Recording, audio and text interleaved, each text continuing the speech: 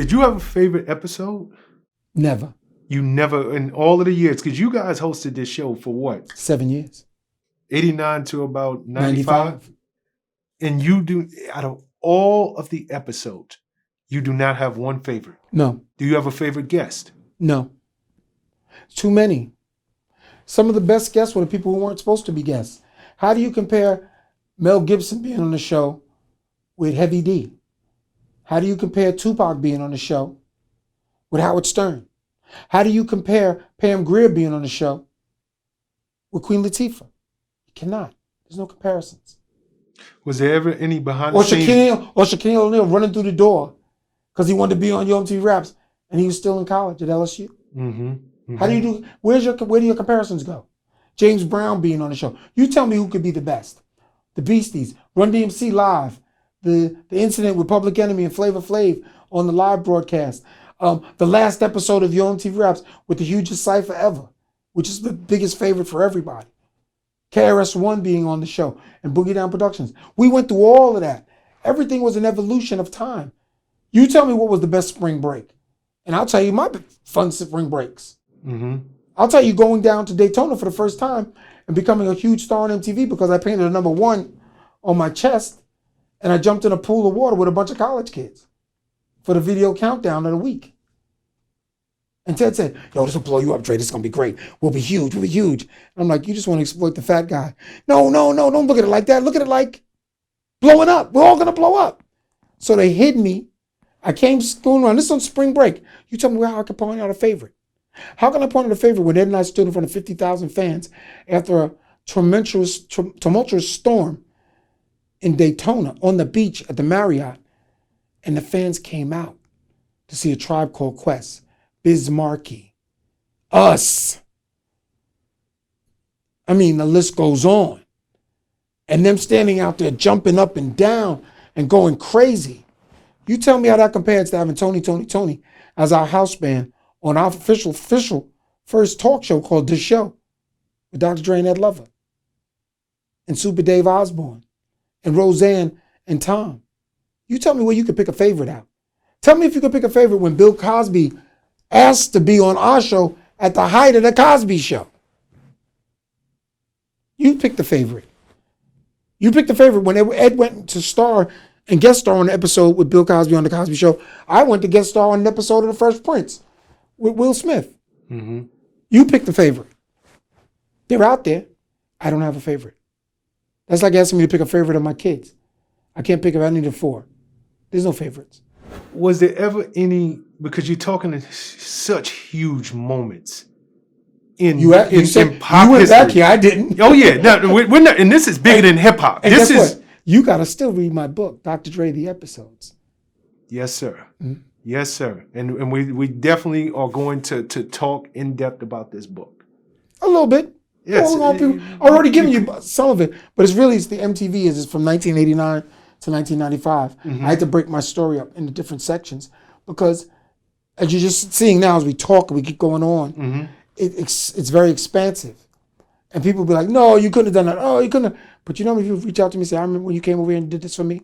I remember when you did that for me. I remember when you over here and you stopped, you slowed down, you took the time out, because that's the way we were. And I get all of that honing from WBAU and Adelphi University and from being in the street as a DJ and the concept and the blessings of my mother and father.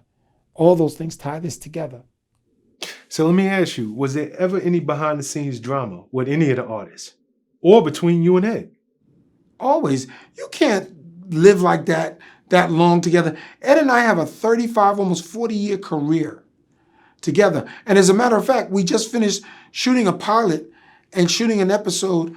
Our show's called Certified with T-Money. We just did a episode with Mario Van Peebles talking about what 50 Cent was talking about voting for Donald Trump. We just finished that last night. So did Ed and I have our problems? Yes. My brother and I don't get along. We come from the same mother, but we love each other. Mm-hmm. And at certain parts and pockets of time, we had to separate. Because I'm a big fan of entertainment.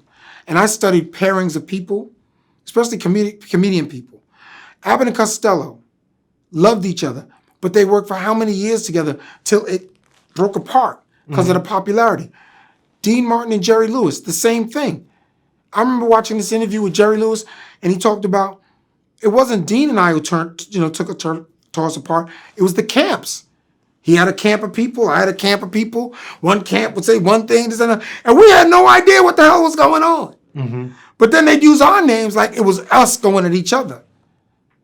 But it's hard to hold that together. So when you see blessings like the Rolling Stones, you look at Earth, Wind, and Fire, you look at groups that have held together over all these years, I go, well, how the hell did they do it?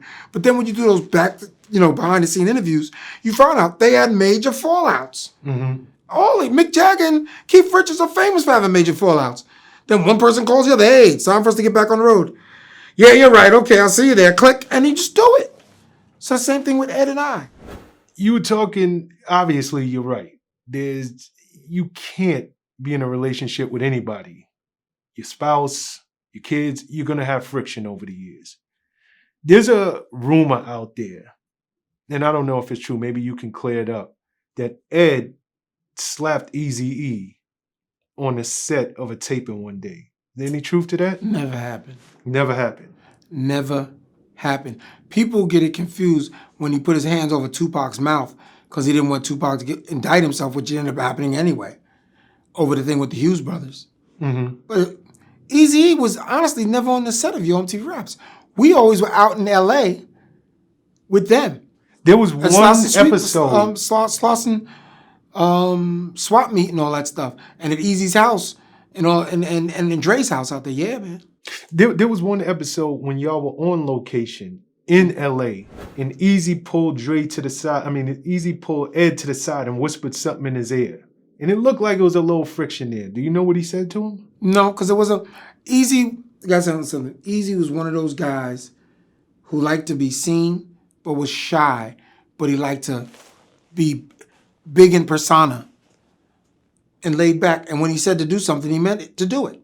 Mm-hmm. There was no friction. And a lot of stuff that we pulled on sets with people and people's comfortability with us was because we had personal relationships with them. And those personal relationships grew because, as it said, if you go down the list of millionaires and billionaires Dr. Dre and Ed Lover created from Yo MTV Raps, I should be a billionaire. So should Ed. Matter of fact, Ruthless Records owes me money for Boyz-n-the-Hood. Mm-hmm. They sample Knowledge Me and they sample Pump That Bass. Mm. Yes, they do. Because I heard that, I was watching the thing that Dre and Jimmy Iovine had done, and they played the song, because at one time, that also, they try to erase my memory, like, I'm not, oh, you're not the other Dr. Dre, he's more famous than you. Really? I'm internationally known also. I'm sorry. I didn't do anything different than him. I can play records of mine that he sampled and used. Oh, he made better ones. I said, I stopped recording and making music because I couldn't compete with that. Not because I couldn't make better records than that. I couldn't perform that message. Mm-hmm. I couldn't go out there and say the things that they were saying that way and sit back and go, oh, that's okay, that's cool. It's cool that Ice Cube could say fuck the police then, but his biggest stardom has been playing police officers most of his movie career. Mm-hmm. Mm-hmm. You know?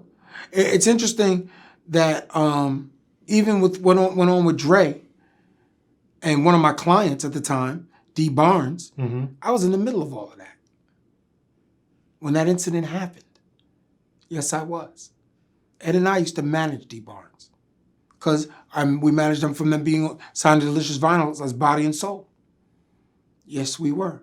So people have funny amnesia, I call it. Because the one thing Dr. Dre and Ed Lover never did, we never leaned on people to say, oh, we're doing this for you. Give us money. Give us money. It was never our thing.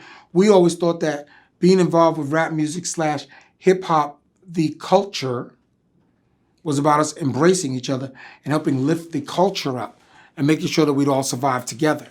I didn't know that you guys were managing Dee Barnes at the time.